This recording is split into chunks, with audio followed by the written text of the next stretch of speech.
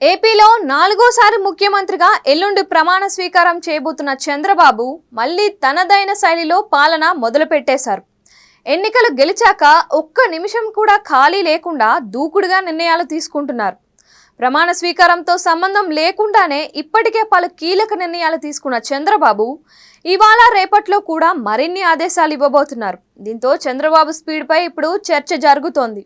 ఇప్పటికే వివాదాస్పద అధికారులను పక్కన పెడుతూనే వరుసగా ప్రభుత్వ ఉత్తర్వులు జారీ అవుతున్నాయి. ఆయా కార్యాలయాల నుంచి డాక్యుమెంట్లు మాయం అవ్వకుండా చర్యలు తీసుకుంటున్నారు. ఇప్పటికే పలు ఆఫీసులు సైతం సీజ్ చేశారు. వైసీపీతో అంటకాగిన అధికారుల కదలికలపై ఫోకస్ పెట్టారు.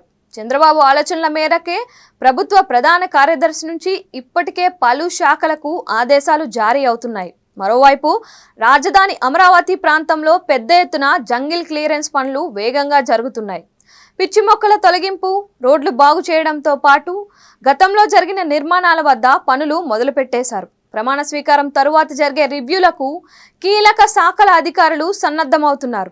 పోలవరం స్థితిగతులపై వాస్తవాలతో ఇరిగేషన్ అధికారులు నివేదికలు సిద్ధం చేస్తున్నారు. విద్యుత్ శాఖలో ట్రాన్స్కో, జెన్కోలలో పరిస్థితిపై సమాచారం తెప్పించుకున్న చంద్రబాబు రాష్ట్రంలో అనేక చోట్ల కనీసం వీధి దీపాలు వెలగని పరిస్థితిని తెలుసుకొని వెంటనే చెక్కదిద్దాలని ఆదేశాలు ఇచ్చారు.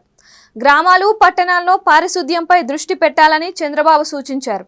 వర్షాకాలం వచ్చే సీజనల్ వ్యాధులకు ఆస్కారం లేకుండా తాగు చర్యలు తీసుకోవాలని అధికారులకు సూచించారు. విజయవాడలో కొద్ది రోజుల క్రితం కలుషిత తాగునీటితో మరణాల నేపథ్యంలో తాగునీటి సరఫరాపై చర్యలు తీసుకోవాలని ఆదేశాలు ఇచ్చారు. సాగునీటి ప్రాజెక్టులో నీటి లభ్యత సమాచారం తెప్పించుకున్న చంద్రబాబు ఏ మాత్రం సమయం వృధా చేయకుండా వ్యవస్థలను గాడిలో పెట్టే పనులకు శ్రీకారం చుట్టారు. వీఐపీల రాకపోకల పేరుతో ట్రాఫిక్ నిలిపివేత వంటి చర్యలు వద్దని ఇప్పటికే ఆదేశాలు ఇచ్చారు.